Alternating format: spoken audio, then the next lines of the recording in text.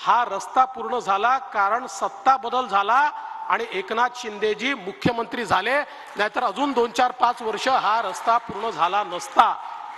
शिंदे साहेब मुख्यमंत्री झाले आणि त्यांनी या ठिकाणी सूत्र हातामध्ये घेतले आणि स्वतः लक्ष घालून यातल्या अडचणी दूर केल्या, याच्यामध्ये जे ब्लॅकमेलिंग करत होते त्यांना दूर केलं आणि विशेषतः शेवटचा जो स्पॅन आहे त्या स्पॅनमध्ये आपल्या कोळी समाजाची सातत्याने मागणी होती की हा स्पॅन वाढला पाहिजे।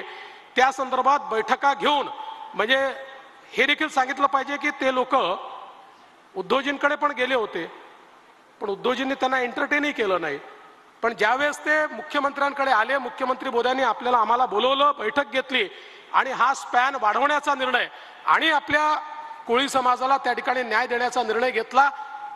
सातत्याने याचं मॉनिटरिंग करून हा वेळेत रस्ता झाला पाहिजे, म्हणजे याला नवीन सरकार आल्यानंतर आलेली जी गती आहे ही गती जर आपण बघितली, आणि चहल साहेब तुमचं देखील मी मनापासून अभिनंदन करतो, कारण तुम्ही याच्यामध्ये ज्या प्रकारे गो गेटरची भूमिका केली आणि अत्यंत वेगाने हे काम या ठिकाणी करण्याकरता मदत केली, तुमचं खरोखर मनापासून अभिनंदन आहे।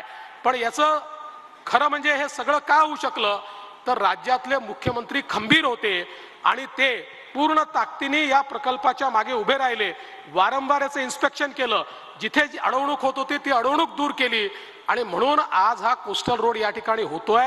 आणि म्हणून जे लोक नुसते ट्विटर आणि इंस्टाग्रामवर आणि फेसबुक लाईव्हवर या ठिकाणी श्रेय घेतात, आणि एक गोष्ट अजून सांगितली पाहिजे, म्हणजे त्यांच्यातला आणि आमच्यातला फरक काय हा लोकांना कळला पाहिजे। हे सगळं ज्यावेळेस करून आणल्यानंतर 3 ऑप्शन आमच्या समोर होते। त्यावेळेस आपल्याला लक्षात असेल मुख्यमंत्री महोदय, आपलं ऑप्शन होतं MSRDCने करावं, दुसरं ऑप्शन होतं MMRDAने करावं, तिसरं ऑप्शन होतं कॉर्पोरेशनने करावं। मला उद्धवजी म्हणाले नाही नाही मी याचं प्रेझेंटेशन केलं आहे त्यामुळे कॉर्पोरेशनला करू द्या। मी तेव्हा मुख्यमंत्री महोदयांना सांगितलं, ते माझे मंत्री होते, म्हटलं जाऊ द्या MMRDA, आपण पुढची लिंक जी आहे जी बांद्रा टू वर्सोवा ती आपण करू आणि हे आपण महानगरपालिकेला त्या ठिकाणी करू देऊ। पण मला अत्यंत आश्चर्य वाटतं मिलिंदजी की हे सगळं करून मी आणलं आणि ज्या वेळेस याचं भूमिपूजन करायचं होतं रातोरात भूमिपूजन ठरवलं आणि मी मुख्यमंत्री होतो, मला भूमिपूजनाला देखील उद्धवजींनी बोलवलं नाही। पण आम्ही त्याच्यामुळे श्रेयाकरता आम्ही कधी लढलोच नाही, म्हणजे चालू असलेली अंडरग्राउंड मेट्रो रोखणारे ते, आणि त्यांनी मला मी मुख्यमंत्री होतो, मी कमिशनरला सांगू शकलो असतो भूमिपूजन होणार नाही, मी कमिशनरला सांगू शकलो असतो आसपासना प्रकल्प तुमच्याकडनं काढून टाकला, हा मी MMRDAला देतो किंवा मी आपल्या MSRDCला देतो। मी कधी हे केलं नाही, कारण आम्हाला मुंबईचा विकास हवा आहे। आमच्यापेक्षा मुंबई मोठी आहे, आमच्या श्रेयापेक्षा मुंबई मोठी आहे।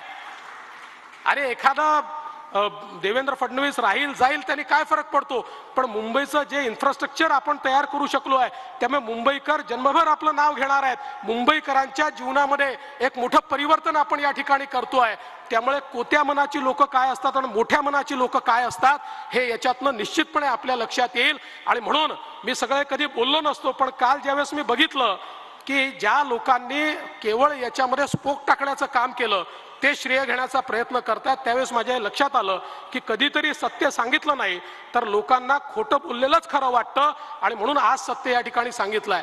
आणि आता आमच्या मुख्यमंत्र्यांच्या नेतृत्वात जो लूप आम्ही तयार करतोय, बांद्रा वर्सोवाचं काम सुरू आहे, वर्सोवापासनं मडपर्यंतचा तुम्ही टेंडर केलेला आहे, त्याच्या पलीकडे विरारपर्यंतचा जो काही रस्ता आहे त्यालाही आता आपल्याला जायका त्या ठिकाणी फंड करू शकते, अशा प्रकारची परिस्थिती तयार झाली आहे। आणि त्यामुळे आपल्याला लवकरच मुंबईपासून विरारपर्यंत आणि मुख्यमंत्र्यांना पालघरपर्यंत न्यायचं आहे, अशा प्रकारची संपूर्ण लिंक ही या ठिकाणी तयार होईल। आणि आपल्याला माहिती आहे विरारपासून अलिबागपर्यंत एक कॉरिडॉर आपण तयार केला आहे, आणि अलिबाग विरार कॉरिडॉरला आपला हा जो काही अटल सेतू आहे तो अटल सेतू जॉईन होतो, म्हणजे पहिल्यांदा मुंबईला एक रूप एक लिंक अशा प्रकारचं एक रिंग रोड आपण तयार करतोय की ज्याच्या माध्यमातून MMR रिजन मधनं कुठल्याही भागातनं MMR रिजनच्या कुठल्याही भागामध्ये 1 तासाच्या आत येता येईल। माननीय देशाचे प्रधानमंत्री मोदीजी यांच्या नेतृत्वात आम्ही जो संकल्प केला होता की 1 तासाच्या आत मुंबईमध्ये आपल्याला त्या ठिकाणी कम्युटेशन करता आलं पाहिजे, हे पूर्ण होत आहे। आणि मी पुन्हा एकदा सांगतो हे एकाच कारणाने होऊ शकलं, या देशामध्ये मोदी सरकार आलं. जर मोदी सरकार आलं नसतं, असेच आम्ही हेलपाटे खात बसलो असतो आणि 60-60 वर्ष जसं आमचा अटल सेतू 62 साली त्या ठिकाणी त्याचं कन्सेप्शन झालं आणि सुरू व्हायला मात्र 2017 साल उजाडलं. अशीच अवस्था या कोस्टल रोडची देखील झाली असती. त्यामुळे देशाचे प्रधानमंत्री माननीय मोदीजी यांचे मी मनापासून आभार मानतो. आमच्या मुख्यमंत्र्यांचं मनापासून अभिनंदन करतो. सर्व अधिकाऱ्यांचं, कॉन्ट्रॅक्टर्सचं अतिशय मनापासून अभिनंदन करतो आणि माझं बोलणं संपवतो. जय हिंद, जय महाराष्ट्र.